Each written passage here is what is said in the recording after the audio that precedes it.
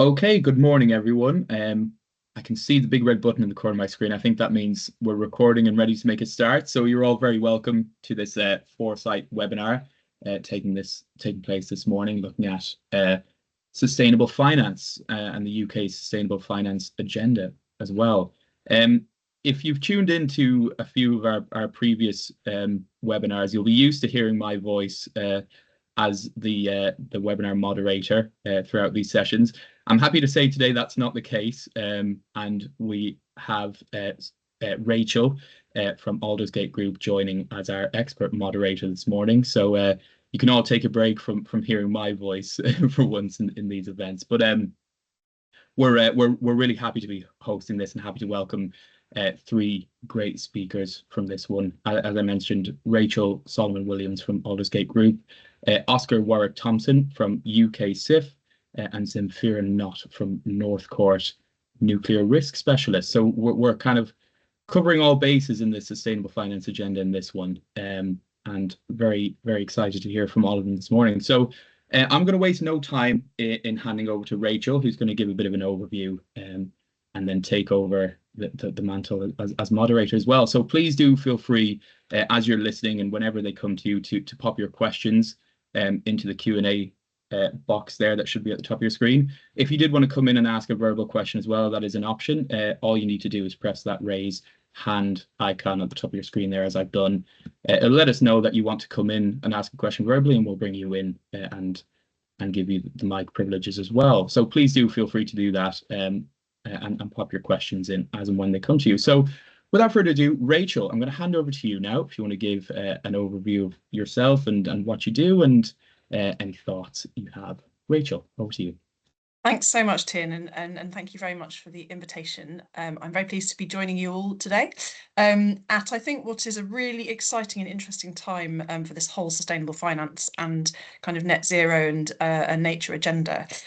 A little bit about me and the Aldersgate Group. The Aldersgate Group was set up 19 years ago, and it's a cross-sectoral membership organisation for mostly large businesses, but also academic institutions and NGOs who come together to make the business case to government for tackling climate change and protecting the natural environment. We've got members from every sector of the economy, or many sectors of the economy, and very large household name businesses who work together, kind of crossing boundaries to look for solutions and advocate to government for how they can support businesses in going further and faster. We cover a whole range of topics, including industrial strategy, clean energy, green finance, which is partly why I'm here, nature, and lots of other things as well, and use the voice of our members to help inform our policy positions. We're chaired by Baroness Theresa May, who works with us as part of her legacy, having put the net zero target into legislation when she was Prime Minister. So I'm really pleased to be chairing the conversation today. I'll bring in Oscar and Zemfira in a moment. A little bit about my background. I was a civil servant for many years, working in the energy department, environment department, and also transport. I spent a bit of time in consulting and a little bit of time in a non-profit as well. And I joined Aldersgate Group a couple of years ago, kind of bringing together all those different backgrounds from a policy and public affairs perspective. I wanted to reflect on where we are with this whole agenda at the moment. The Labour Party came into government last year, as you'll probably have noticed by now, and have a very ambitious agenda on net zero and industrial strategy. They rapidly published work plans on both of those things, and particularly focusing on clean power, which is one of their kind of set pieces, as it were, one of their missions that they are really, really focused on delivering. And I think the kind of clarity that they've created with that focus has been really helpful for businesses, for investors, and for those in the sector. Having said that, there are a lot of headwinds and there are a lot more things to be done. So kind of surrounding the policy goals in relation to net zero and energy are facilitating factors like the cost of electricity, which is a real challenge for probably all of you here and also householders. The need to build more grid and networks as quickly as possible, and energy infrastructure in particular, in general, in order to deliver the goal, and then how to square that with protecting the natural environment and supporting all the other infrastructure that we need in this country, house building, and so on. So there are multiple challenges. And then the green finance agenda supports that, and none of this would happen without very significant funding. I can recommend having a look at the Climate Change Committee's website, where their most recent report looking at Carbon Budget 7, or what they recommend Carbon Budget 7 should be, looks at the financing gap and what will be needed in order to fund kind of getting to net zero in 2050. That's not all going to come from the public sector. In fact, it's mostly not going to come from the public sector. And so there needs to be a policy framework and a kind of environment in this country that encourages investors to come to the table. And that's investors of all different kinds, including kind of companies who are strategic investors on balance sheet, and many beyond that. Making that environment conducive to investment. I think we all pretty much agree that the money's out there, but they need to have confidence that there will be a return, that it'll be sustained over time, and that the policy framework is really supportive of that.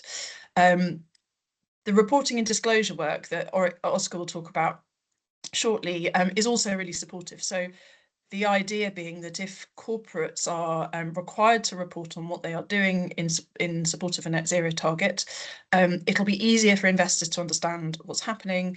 It will also motivate corporates to actually take action. So there are different kind of reasons why you promote reporting and disclosure. Partly, almost if you talk about it, it gets done, but also if you talk about it, that builds confidence in the financial sector to invest in the real economy, which is so important to delivery. At Aldersgate Group, we've been very closely involved with trying to kind of bridge the gap between the finance conversation and the real economy conversation. So, for example, we've been talking to DESNZ about the forthcoming carbon budget delivery plan, which is due out at the end of October, as I understand it. Of course, that's fantastic if it shows the way that the government plans to meet its carbon budgets. But if it won't attract investment, it's not going to work. And so we've been trying to bridge that across working through the Net Zero Council, which is chaired by Ed Miliband, but is attended by a whole range of different businesses and cross-sectoral organisations. And we've also been involved with the Transition Finance Market Review, which I expect Oscar will talk about a bit. I sit on the Policies and Pathways and Governance subgroup of the Transition Finance Council. I'll test you all later on all of these terms. But the point of that group is to think about how to create kind of clarity for investors about where the opportunities are in different sectors of the economy around transition investment and transition finance. The Transition Finance Council has just published a finance playbook, which I can recommend having a look at. That's available on the Transition Finance Council website. And the idea is that it offers guidance on how to kind of integrate robust finance plans with sector and technology transition plans. And it all sounds quite technical, but I think these different layers are actually really important. So firstly, understanding kind of what is the technological mix that we're expecting. Secondly, what's the investment need around that technological mix? And then kind of thirdly, what's the policy framework that we need to attract the money to deliver it? So it's not a straightforward matter at all. The other thing that's happening, as you will also have noticed, is that the Conservative Party has said that they no longer support net zero in 2050, and Reform, who are loud, increasingly are making the point that net zero should be scrapped as well. And I think the business community, at least those that I speak to, understand the risk associated with climate change and understand the opportunity associated with investing in clean technology. And there is general agreement that we should be continuing to decarbonise as rapidly as we can for every reason, strategically, financially, and in terms of just moral best practice and protecting the planet. Communicating that to decision makers is very important. I think making sure that those who are anti-net zero understand the implications from a business perspective of that narrative is really, really important. And that's something we're focusing on at Aldersgate Group. So trying to land the message that if you want to provide a kind of stable environment in this country to attract investment into clean technology and other sectors of the economy, you need to hold steady on your plans. you need to set a target and continue working towards it in a really consistent way. And kind of making a political point about net zero is helping nobody. There is definitely something more that we, or those in the pro-environment movement, should do about articulating the benefits, taking people with us, because that's not working quite clearly. And I think everybody understands that. And there is a move towards, trying to produce or agree on a set of language that we can all use, which will clarify and communicate much more clearly. That's definitely a work in progress, but I think it's affecting the investment environment around all this stuff in an interesting way. I will stop talking there. I'm happy to take questions later on. And I will hand next to Oscar, who can introduce himself and talk through particularly some work about the UK's, where we are on the UK's transition finance landscape at the moment. Oscar. Thanks very much, Rachel. And yeah, thanks Tiernan and Foresight Events for the invitation. Yeah, great to be on the call with everyone. I'm Oscar at Thompson. I'm the head of policy at UKSIF. UKSIF is a membership-based organisation for stable finance. So we bring together global and UK-based investors and other financial institutions, now collectively representing more than 19 trillion in global assets under management. We're a mission-led organisation, and we've been around for more than 30 years, really committed to promoting a more stable financial system and wider economy. We're not just a climate change focused organisation, so we work across different sustainability topics, and I think that's something that's really important to convey to policymakers and our stakeholders as well. As Rachel mentioned, I'm going to speak a little bit around the UK's policy agenda when it comes to sustainability disclosure and reporting. It continues to be a really big focus for our organisation. I think one key reason is that we do think that a kind of high quality and decision useful sustainability disclosure landscape in the UK and other jurisdictions can really play an important facilitating role in terms of driving capital in support of the UK's clean energy transition. So I still think that the role of disclosures is and remains very important to investors and companies that are seeking to attract capital from investors and other financial market participants. I'm going to kind of zero in on the government's consultation on transition planning for companies and identify some of the kind of key flashpoints that we saw in the consultation that recently closed. And then I will attempt to sort of try and predict what comes next with the government's policy programme when it comes to transition plans.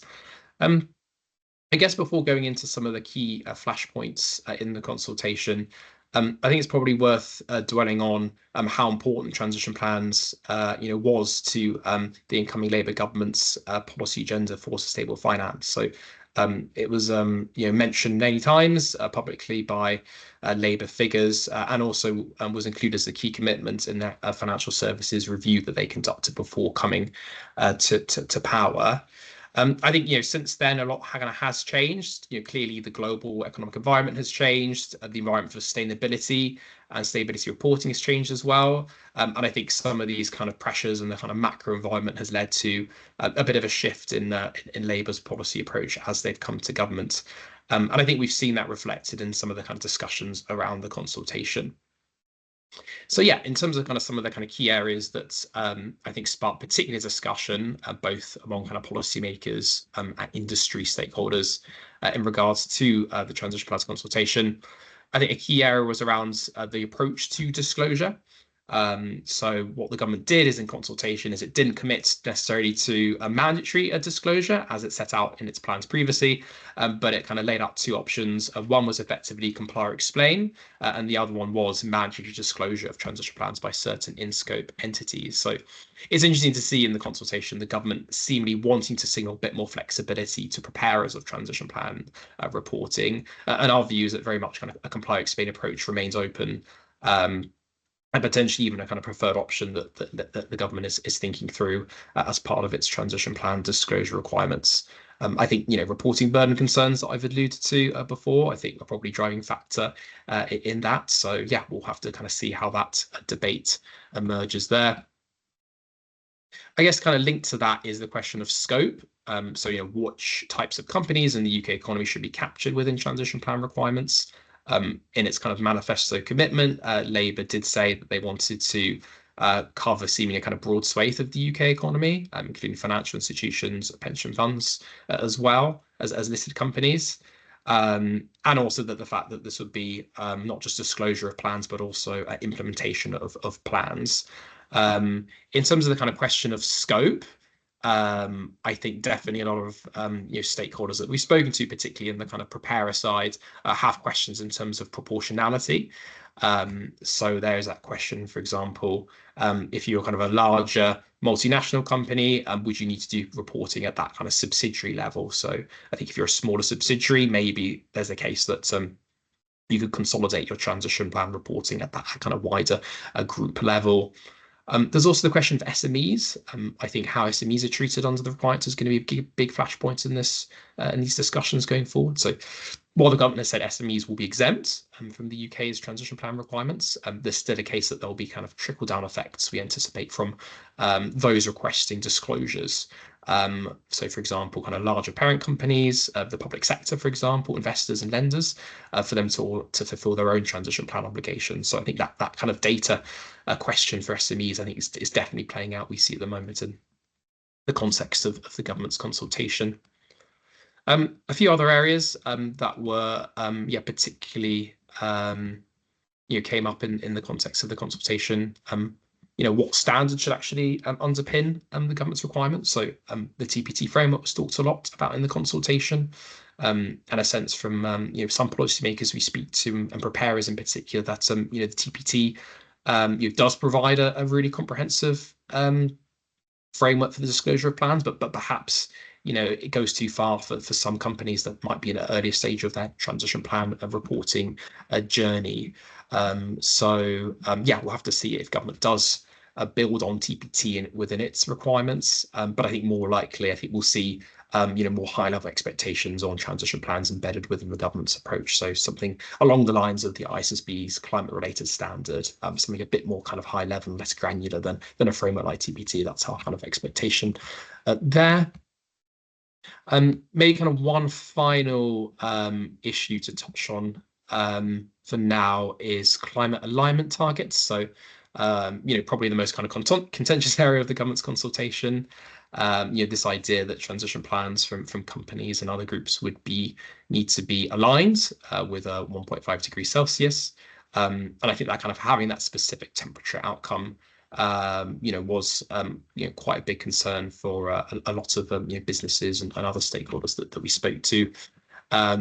So I think we'll have to kind of see what happens on that issue. But it wouldn't be a surprise if we see a move away from mandating the disclosure of plans that are aligned with a specific temperature objective. I think that is I won't kind of say completely off the table. I don't want to look silly in front of this group in case it does happen. But I'd be very, very surprised if that does become a requirement under the government's rules. We'll see what happens there, but I think kind of that 1.5 degree alignment is now kind of effectively off the table. Just to sort of conclude in terms of what we're expecting next. So the consultation closed last week. We responded to the consultation, and I think following the close of the consultation, we're expecting the government to respond either later this year or early next year. At that stage, we'll have a sense of how the government intends to move forward with its approach to transition plans. But I think there's also the question of kind of whether they move forward as well. And I think that is a kind of realistic prospect, not just in terms of further delays, but actually whether they move forward at all with transition plan requirements. We saw over the summer the government confirm its plans not to move ahead with a green taxonomy. There is that fear, I think, from some members who speak to that transition plans could encounter a similar fate to the UK's green taxonomy. So definitely something that we want to alert our members that we work with, but also wider stakeholders too, in terms of the pressures that are there and challenges in terms of moving forward with transition plans in the UK. So yeah, I would sort of say the kind of last thing is really that you know, at UKSIF we definitely want to see transition plans move forward. They remain a really important guiding tool to support companies' efforts to remain resilient and competitive as the world transitions towards net zero. So yeah, they have a hugely important part to play in terms of the UK's leadership on sustainability, and we want to see it move forward. But yeah, I think a lot more work for us to do to ensure that the government sticks to its commitments and delivers on its pledge to bring forward mandatory transition plans. So yeah, I hope that sparks a bit of discussion, and I will kind of stop there. Thank you so much, Oscar. That was rich and full of detail. So I hope everybody is thinking of their questions for later. But meanwhile, I'm very pleased to hand over to Zemfira, who's going to bring a bit more of a kind of specific case study lens to this, thinking about the role of insurance in unlocking nuclear investment. So Zemfira, over to you. Thank you very much, Rachel. And good morning, everyone. These are extremely important discussions. So I would like to say thank you for facilitating, to Foresight Events for facilitating this webinar and these discussions. I know how much effort it goes into organizing these sessions, so it's very important. So thank you, Tiernan and the team. So although Northcourt and what we do at Northcourt, which is nuclear insurance, is not directly called sustainable finance, being part of financial industry, we are closely aligned. So the nuclear industry is changing very fast, and the role of nuclear insurance that it plays within the industry is changing fast as well. So in the past, just to give a bit of a background, in the past, nuclear insurance was more of a reactive kind of business. So it wasn't a standard offering. So it was mainly, as you know, owned by the governments, and it was there to offer nuclear power stations were there to offer energy to the grid, and they were mainly state-owned. So the covers were not, I wouldn't call them standard, but it was more of a standard and reactive offering. So now the landscape is changing dramatically, and nuclear insurance is part of the agenda for the board of directors in companies. So the change is driven by several factors. As I mentioned, nuclear is no longer state-owned, so private capital has a different risk appetite to the governments.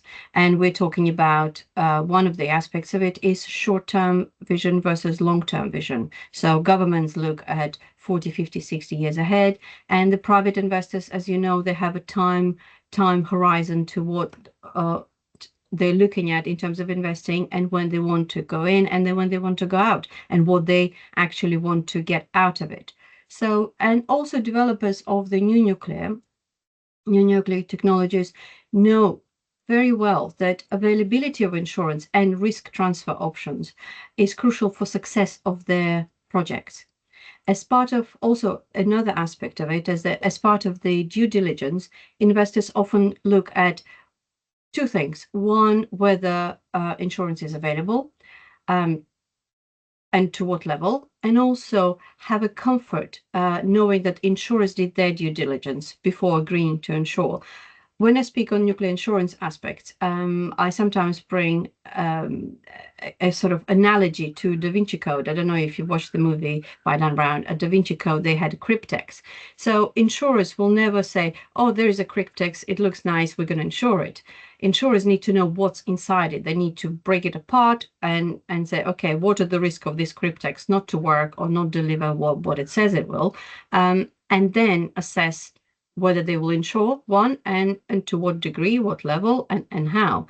So new nuclear developers know that they can't just sit sort of in their offices developing the design, and then when they're ready to switch it on, there will be an insurance. It doesn't work like that within the nuclear insurance aspect. So the sooner they bring nuclear insurers into part of their journey, the better nuclear insurance will be there for them and ready to support them when they're ready to sort of push the button to start producing energy, heat, desalination, or anything that they're there for. A few weeks ago, I attended the Finance Summit, which was part of the World Nuclear Symposium, and it was an eye-opener for me. Senior leaders from so many different finance institutions were there present and speaking. and to name few, HSBC, UBS, the World Bank, EBRD, Brookfield, BNP Paribas, JP Morgan, Bank of China. I mean, the list was basically who's who within the finance industry, and that indicated they want to be part of the journey with nuclear and new nuclear, and they want to know more. The agenda was basically to discuss the viable investment options and talk to the industry. It was bringing basically two parties, nuclear industry and the investors, to discuss how it can become non-specialist investment and become a more mainstream infrastructure asset class than kind of too difficult, going into a difficult box. So as I said, huge buzz during the day with institutions being very, very keen to learn more. But as you can imagine, their interest was also fueled by announcement by Microsoft, Google, Meta, and other big tech companies saying that we're looking at nuclear as part of our AI data center build. So they were always going to look at building AI data center with the nuclear power stations, almost a Dutch buy one, get one free, so to speak. They will come together because data centers are extremely power hungry. The grids around the world creaking as we know it, and UK is no exception in this. So they can't take so much energy off the grid, especially where they want to build them or where they're able to build them eventually. So nuclear is certainly part of a discussion. And about 2 weeks ago, it was announced that Microsoft has joined the World Nuclear Association as a member, and a extremely big change in the landscape. It never happened before. They're not directly involved. They're not developers. They're not nuclear operators or supply chain. They're there to buy energy as a source, as a service. So for them to join, and I've also heard that Meta will be joining, and some other big tech company will be joining the World Nuclear Association, i.e. they're part of a bigger picture, bigger discussion. But as you can imagine, lots of challenges. Historically, nuclear industry was, as I said, to the grid, as you know that, and they're there, okay, there is our power station, there is a grid, we provide energy. The conversation need to be changed and adjusted for the nuclear industry to understand that they're now a service provider to the end energy users. So for example, if I make example of Microsoft, when they're going to build the nuclear data center, they will need nuclear power station next to it to provide energy. That's all they're after. They're after the service. They're not after operating it, building it, insuring it, or taking any liabilities.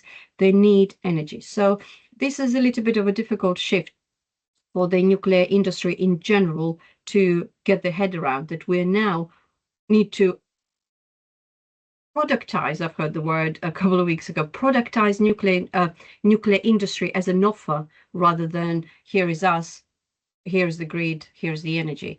So nuclear energy, nuclear industry and new nuclear need to come with a sort of a fleet mentality if they were a success for the investors to actually understand, okay, we're not investing in a science project, we're investing in a fleet.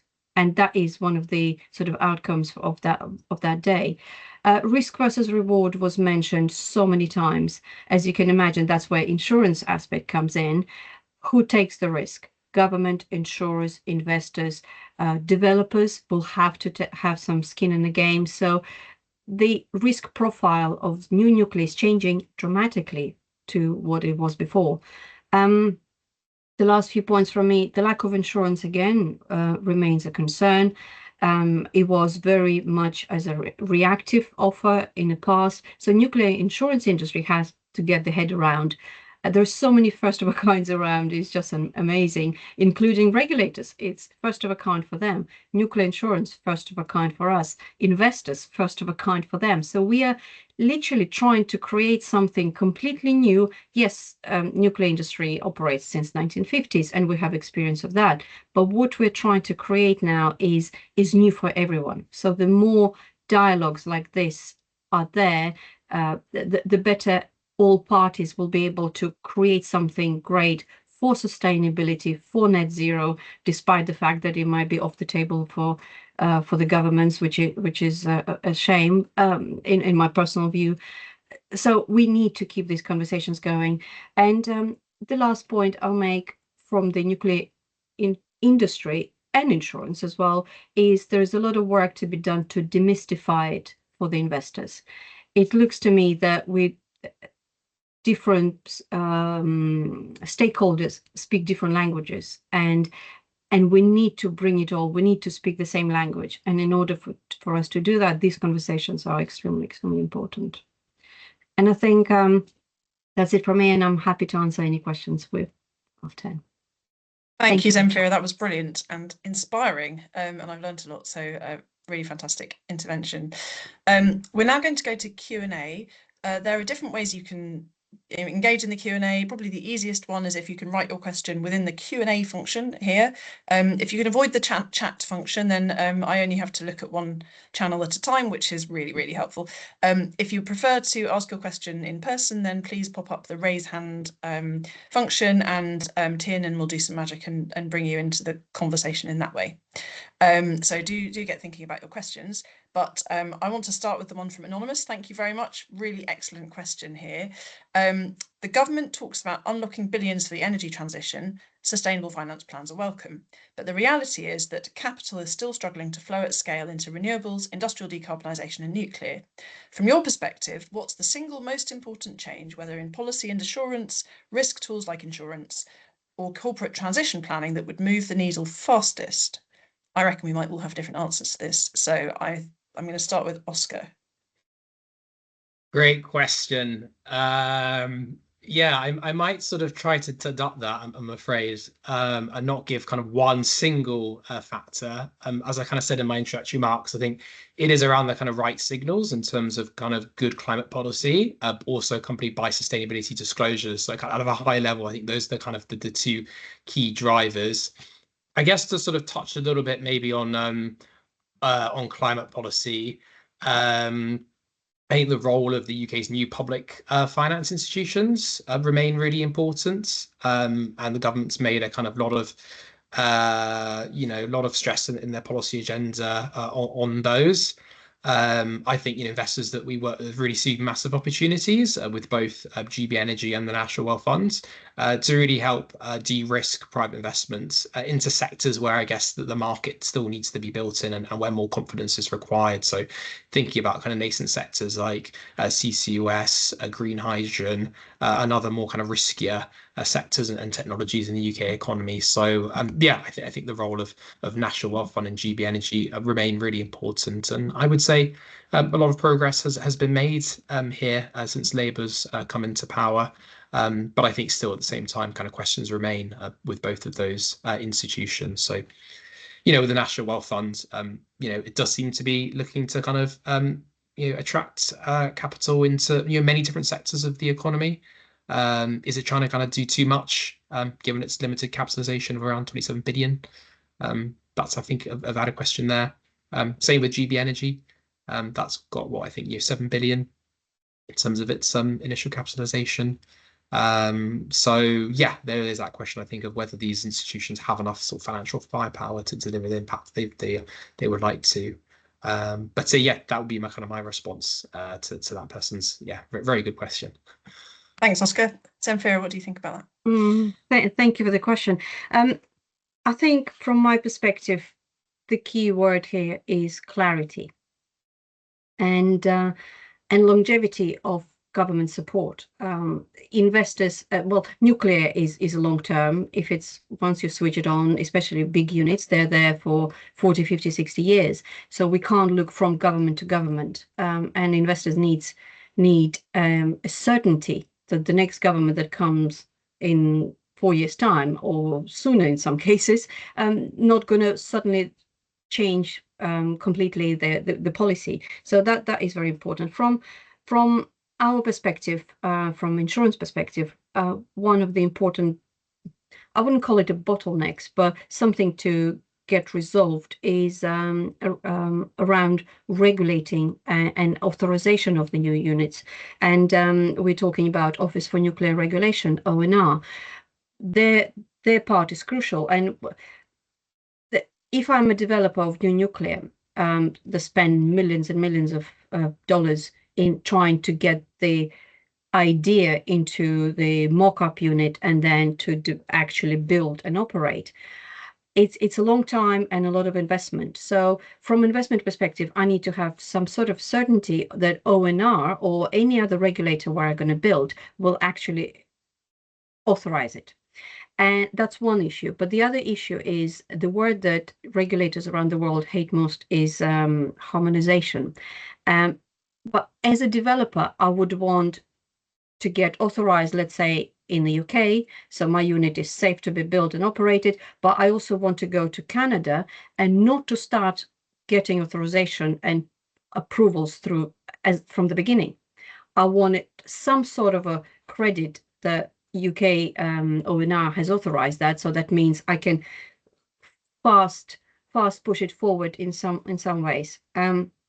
Because getting authorization is extremely costly and time consuming. So regulation, I think, is one, and also government support long term. That two aspects for me, and clarity, of course. Thank you very much. I think my tuppence worth on this is that it does depend a bit on which industry you're talking about. So if you take renewables, those are now established technologies. So we don't have technology risk associated with either wind or solar in particular. We have reasonably good sight of what the government is intending from a policy perspective. So there's not very significant policy risk attached to those. They have, allocation rounds attached to contracts for difference and a very clear line of sight. But what there is with renewables is deployment risk. The supply chain for materials needed to build out renewables are competitive and uncertain, and I know that many companies are struggling to get hold of the materials they need at the speed that they need them. They are struggling to get hold of qualified workers who can do the construction in an expert way, and including operation and maintenance. They're also waiting for planning permission, which goes a little bit with what Zemfira was saying about regulatory approvals.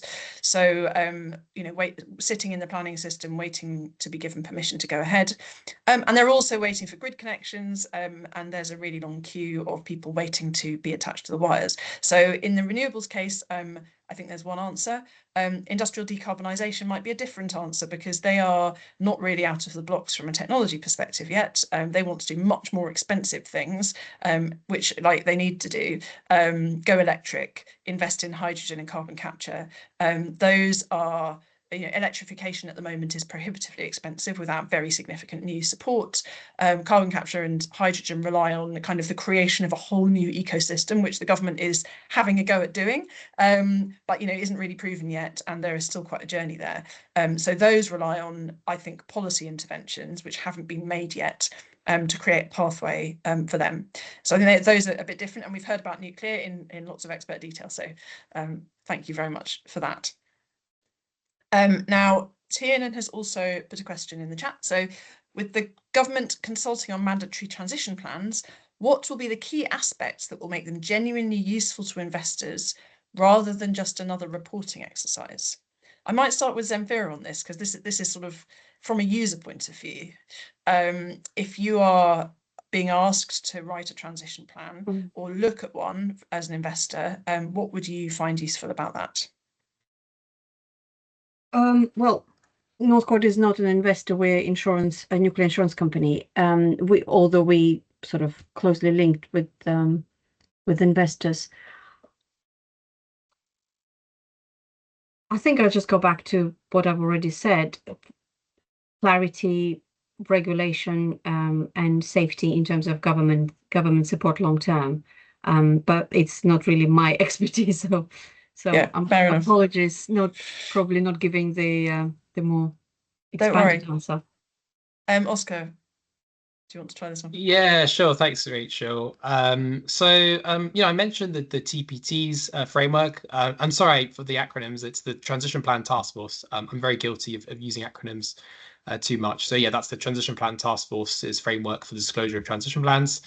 So I think the TPT framework does set out the kind of key elements of a of a company's transition plan. It's also important to note there is built-in flexibility. So it's not necessarily mandatory that you have to report against all the elements, but these are just kind of recommendations for preparers of plans to consider. Some of the key elements around setting kind of science-based credible targets across your scope 1, 2, and 3 greenhouse gas emissions. There's also disclosures in the framework around actually how are you going to implement and finance those plans. So giving some details in terms of your investment plans and capital expenditure to actually kind of operationalize your transition plan in practice.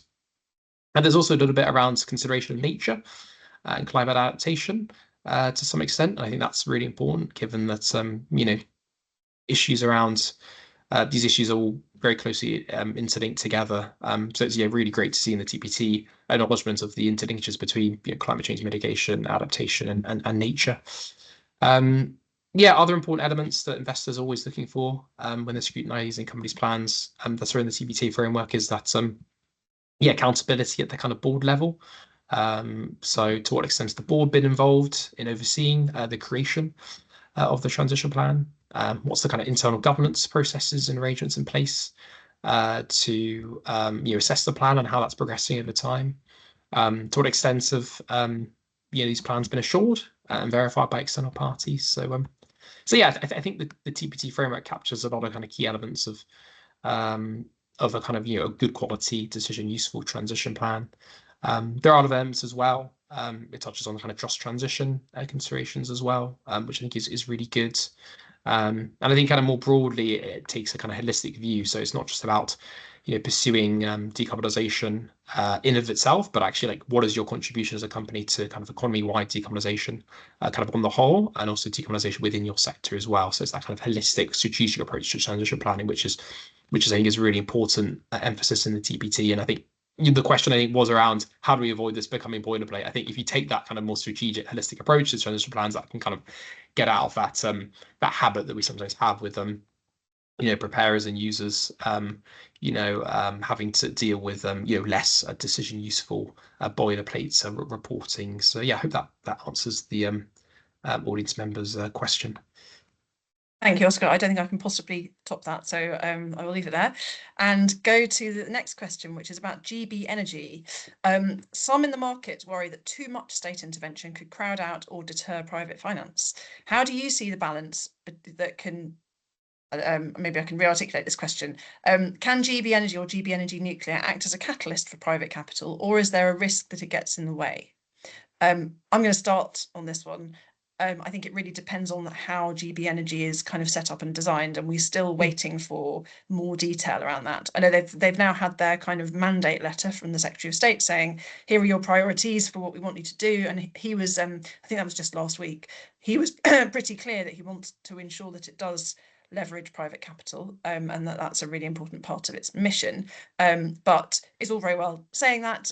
You've got to design it in such a way that that actually works. And so at the moment, I think it could go either way, and that really depends on kind of implementation and the specifics. Zemfira, do you have a view on that from a nuclear perspective? Yes, as I said, we're not directly involved because GB and nuclear not considering nuclear insurance as an aspect of what they do. But when they were established, when GBN was established a couple of years ago, the industry was extremely welcoming the creation of it in the first place, and just waiting for changes to come through. And the industries, and what I've heard from the developers and supply chain industries, understanding was that GBN was there to kind of remove those bottlenecks that stand in between the developer or investor and the government, and kind of trying to remove those and streamline some investment flows and the new build. It was moving quite slow.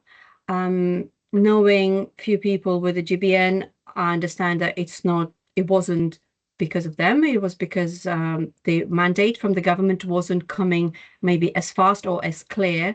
So as always, if something created, we think, oh God, the change will come, and we're ready for a change now, yesterday. And it was a little bit slow process. Now it really depends on on, as Rachel said, of what the government will say and what do with their mandate. Yes, the answer to your question is yes, it can act as a catalyst for private capital, and hopefully it will. And the other part of your question, again, it's a yes. There is a risk that it can get in the way, because they would obviously follow what comes from the government in terms of mandate and directions. That would probably be my answer. Thank you, really helpful. Oscar, do you have a view on that question? Yeah, sure. So I guess when it was initially set up and announced by Labour, I think, UKSIF and a lot of members we work with, I think there was concern around crowding out. Maybe that seemed to fall away over time, because as you're saying, Rachel, I think more policy clarity is provided in terms of its role and those areas it wants to target. So yeah, I think there probably still are risks that it crowds out private capital, but on the whole, I'd say those risks seem to be reducing. Maybe one reason for that is it seems to want to look at kind of local power projects.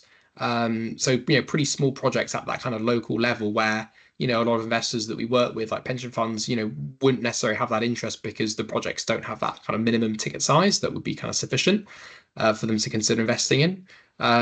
So yeah, maybe that's where GB Energy needs to focus much more on, is their kind of local power plans at the kind of very, very local level, and avoid some of the kind of bigger ticket items that maybe kind of national wealth funds and other institutions are focused on. But agree, yeah, there is still the risks of kind of crowding out across, I think, the kind of UK's landscape of public finance institutions. So not just GB Energy, but the National Wealth Fund, I think, as well. Thank you very much. Next question is a very specific one. Any thoughts on the government's plans for a connections accelerator service for industry? Does this have potential for catalysing investment? And is the first come, first serve model still fit for purpose? So for those not following the story on this one, in the industrial strategy in the summer, the government announced that they would introduce a new connections accelerator service, which essentially ensures that those companies that are most going to create jobs and economic value, or those installations which will most create jobs and economic value, will be at the front of the queue for connections. We welcome the idea of that at Aldersgate Group because, I was just talking about deployment risk in relation to industry and energy, and the speed of connections is one of those major deployment risk factors. They haven't yet published detail on how it will work. I think that's expected before the end of the year. So, and there's another one where the devil's in the detail, and I hope that it does have potential for catalysing investment if it genuinely unblocks and prioritises projects in the right way. They're trying to make things faster, focus on economic growth, streamline the process. There's probably an element of judgment about what you think the priority sectors should be and how those decisions are made. And I hope that they will come out with some really clear criteria about, how they're going to be making those decisions. But if it's done clearly and it actually does speed things up, then kind of by extension, it feels as though it can help to catalyse investment or be one of those factors that can do that. I don't know, Oscar or Zemfira, if you have additional thoughts on that. Not from me, sorry, Rachel. Yeah, I mean, I suppose similar to what you said, Rachel, it does seem very, very promising. It was mentioned the industrial strategy. Will it actually deliver on the ground? Will it be well resourced? Is a question there that I think we have. Which departments are responsible for it?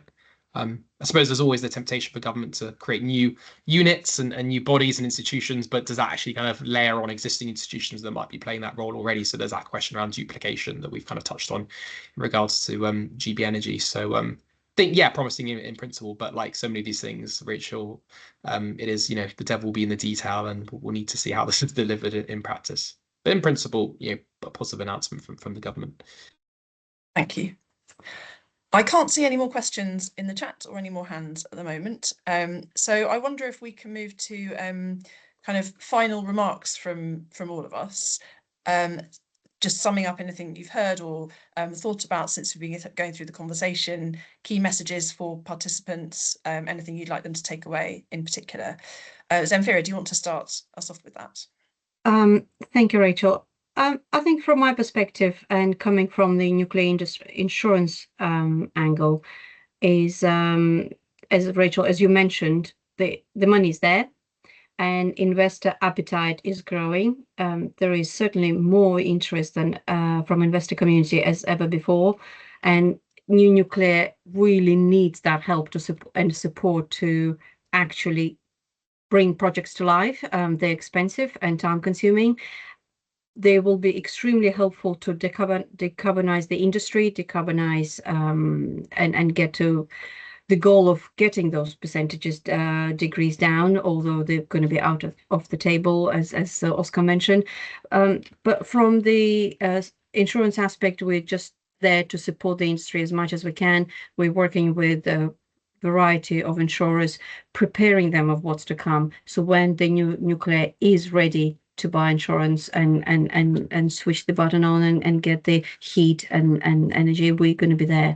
So a lot of work to be done. It's not a done deal, and with time going, there will be victims of developers who will just go bust simply because they run out of time and money. So although it's good to have these discussions, it would be it's very important to support the new nuclear industry from different angles, different aspects, to actually bring those projects to life. So lots of effort from different stakeholders is extremely important, including obviously the government.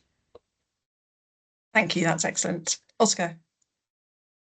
Yeah, I guess the kind of broader reflection that I had was, there's lots of good initiatives happening in the UK that we've all spoken about. Lots of progress is being made, but still questions around kind of delivery and particularly the kind of pace of delivery in terms of meeting the UK's both near-term climate targets and our 2050 net zero objective. So definitely a kind of more energy, I think, under this government compared to the last one. Lots of progress made, but equally some real kind of challenges ahead, particularly as the kind of the politics of net zero that Rachel alluded to at the start continue to shift. So the spectre, I think, of the Reform Party, I think certainly is more at the minds of investors that we work with. So it's definitely something to us to think about going forward. And maybe the sort of final point I'll make that's more linked to sort of some of my remarks on transition plans. I think we do think now is a really good an opportune moment for the government to move forward. It's 18 months on since they committed to mandatory transition plans in their financial services review. So I think, now is a really good time to set up a clear roadmap for how these will be rolled out across the economy in an ambitious but also proportionate way, and really articulate how they can support the government's clean energy ambitions and their objective for the UK to be a world leader in sustainable finance. So I'll kind of leave things there, I think, at this point. Thank you very much, Oscar. I think I'll just add to that, zooming out one more level maybe. What we're looking for, particularly at Aldersgate Group, is a real clarity of vision and kind of coherence of vision. So, what does the government actually want to see right across the economy? What is our future physical landscape going to look like? What's the infrastructure going to be? And then that kind of helps business to understand the goal and being really consistent about that goal, making sure that all the different strategies that are going to be published, so you've got a transport integrated transport strategy, a land use framework, an environmental improvement plan, not to mention many other things that are planned at the moment. They all need to tell one story, and at the moment we're struggling a bit with kind of mixed messages coming out from different departments which don't help each other. So I think our big call is for consistency across those different strategies, which then should drop down into specific policies that businesses can look into and understand what they need to do specifically tomorrow. And that they'll then know that those kind of link into different aspects of the overall strategy. I fear that that's a little bit optimistic, stroke ambitious at the moment, but we can but keep saying it. And I think we would really encourage government to try and think strategically, despite the fact that there are all these challenges. There is one more question in the chat. I'm going to look at Tiernan as a guide as to whether we should wrap up there or carry on with the one more question. Thank you. Thanks, Rachel, and thanks to all speakers. We certainly have time, so we can either quickly address it now, or perhaps if speakers wanted to pop some thoughts in as a response to the question, either or, because we still do have 5 minutes left of the meeting. If you did want to quickly touch on it now, that's fine. Yeah, I'm happy to pick you that take up. it. Yeah, Yeah. I'm happy to pick that. It's close to my heart, and the answer to your question is yes. There is a risk for UK to fall behind of other countries. From Northcourt perspective, we insure nuclear facilities around the world, so we see what's happening, and there is definitely that nuclear industry over years never delivered anything on time and budget, and it has been always a struggle. With new nuclear, it's hopefully going to be different because the private finance is there. There is no unlimited time horizon, as there is no sort of bottomless pockets there. So the time, money, and delivery is extremely important for private finance. So from that regard, I'm hoping that that's not going to be the case. However, there are bottlenecks from regulators, from the governments, investment institutions have to be comfortable with the product. As I said, nuclear industry has to get their head around how to productize the offering rather than say, here is our technology, take it and we'll deliver it. So, and coming from an end users in perspective in mind to start with, rather than backfit it when the design is ready. So yes, the answer to your question is there is a risk, and hopefully we won't be there. But UK is on top 3 governments, I would say, from new nuclear perspective, looking at it, UK, US, and Canada. Few of those are sort of a bit maybe faster and more proactive in some ways. So I would love to see a bit more from the UK to be part of it and a bigger picture as well. Thank you. Hope that answers some of the questions. Fantastic. Thank you very much. Tiernan, I think with that, I will hand back to you. Rachel, thank you very much indeed. And thank you to all of our speakers for a really excellent discussion. Thanks also for your questions from the floor as well. Some really thought-provoking questions there, I think. So thank you for that. Yeah, not much more to add from me to wrap up, other than, thanks again for a great discussion. If you are interested in these conversations, we'll be hosting a lot more of them, both sustainable finance related and across the energy transition as well in our webinar series and future episodes. Do check that out. We'll also be discussing this and a lot more at the Foresight event, which you can see behind me, our all energy clean tech show taking place in Liverpool next February. If that is of interest, please do check that out.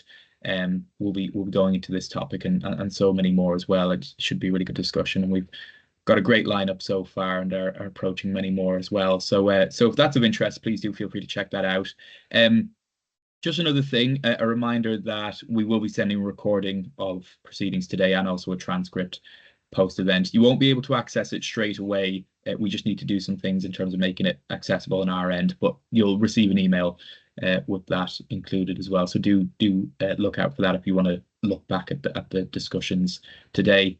But yeah, finally, once again, thank you very much to all of our speakers for a really good discussion. Thanks again for joining us from the floor. And do check out what we've got coming up. Of course, any suggestions on things that we should be focusing on as well are very welcome. But with that, I'll wrap up. I'll say thanks again for joining us for this hour, and all the best for the rest of the week and weekend when it comes. Thank you very much, everyone. Take care. Thanks. Thank you, Tiernan. Thanks, Thank you, Thank everyone. you. Bye-bye. Bye-bye. Bye-bye.